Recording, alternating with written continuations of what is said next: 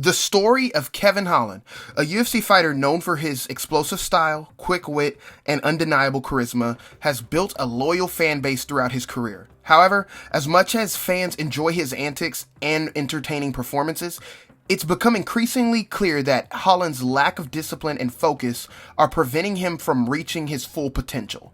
His recent losses, questionable career decisions, and attitude towards competition paint the picture of a fighter more interested in being entertaining and getting paid more than striving for greatness in the sport. This issue came into sharper focus recently during an exchange Holland had with UFC legend Rampage Jackson on a podcast. While the specifics of the incident are old news, the attitude Holland displayed in that conversation reflects the same mindset that's been holding him back in his career. This isn't just about ego, although ego plays a role, but a deeper problem: Holland's lack of discipline, preparation, and willingness to adapt. A career of unfulfilled potential. Kevin Holland's fighting style is best described as unorthodox and explosive. He's fast, powerful, and unpredictable, which has made him a difficult puzzle for many opponents. His quick hands and dynamic striking have led to highlight reel knockouts and thrilling moments in the octagon. But for all his strengths, Holland's career has been plagued by one glaring weakness: his grappling. At middleweight, Holland's size disadvantage has consistently been a problem. Against bigger, stronger grapplers like Derek Brunson and Marvin Vettori, Holland was repeatedly taken down and controlled on the ground. In the Brunson fight, for example, Holland appeared more focused on talking and showboating than staying disciplined and executing a game plan. Despite arguably being the more skilled fighter, Holland's lack of focus and preparation allowed Brunson to dominate him with superior grappling and discipline. Recognizing this problem with his weight, Holland moved down to welterweight, where his size and power would be more effective against similar built opponents. Initially, this move seemed promising. Holland's power, which was respectable at middleweight, became a legit weapon at welterweight, where he showcased the ability to deliver one-punch knockouts.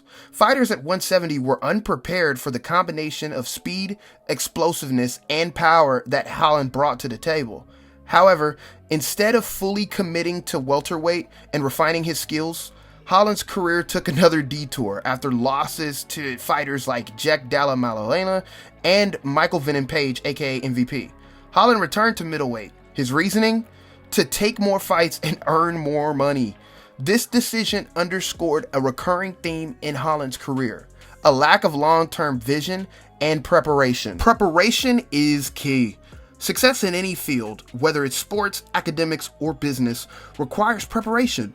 Imagine walking into an exam unprepared or competing in a game without training.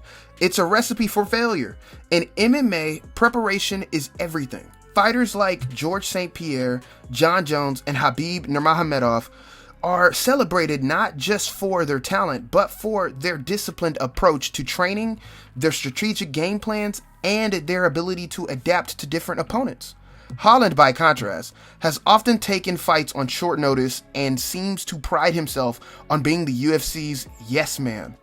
While the willingness to fight anyone, anytime, at any weight has earned him respect from MMA fans and the UFC, it's also led to mediocre results by taking fights all willy-nilly, as some has described. Holland has repeatedly set himself up for failure. His lack of preparation was evident in his fight against MVP at welterweight. Rather than using his grappling to neutralize MVP's striking, Holland opted to engage in a striking battle, playing directly into MVP's strengths. He spent 3 rounds being styled on in an unimpressive performance, giving MVP the path of least resistance to victory.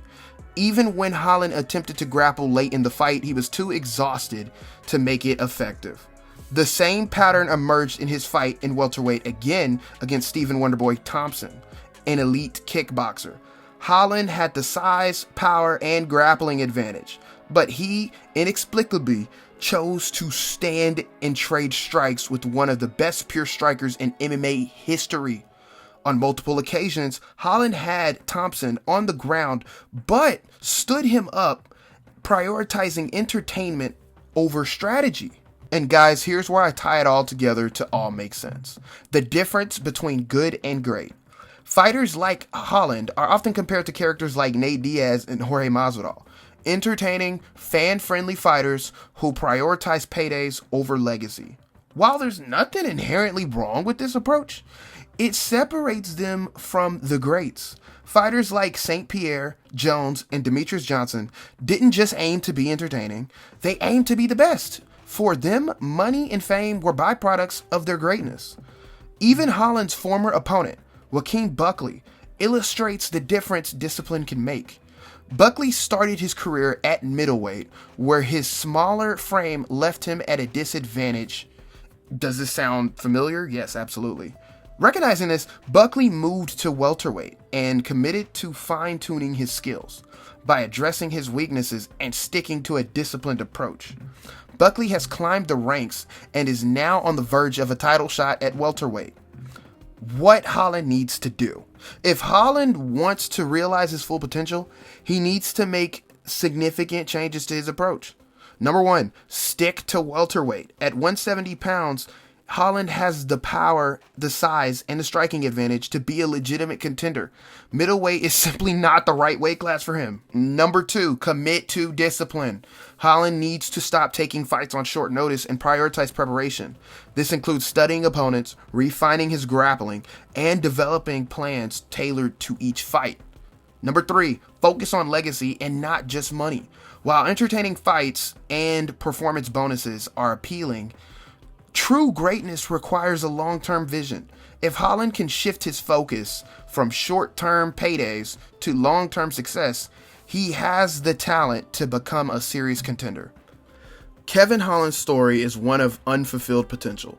He has the natural talent and charisma to be one of the UFC's biggest stars, but his lack of discipline and focus continue to hold him back. For fans who have supported Kevin Holland throughout his career, aka me, this is both frustrating and disappointing. With the right mindset and approach, Holland could climb the welterweight ranks and even contend for a title.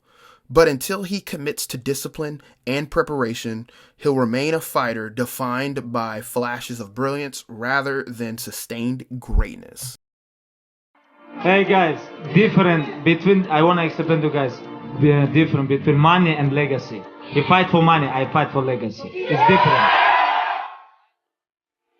When you truly fight about money and when you truly fight for legacy, it's two different mentality, you know. You guys I am see here Legacy for legacy. Saturday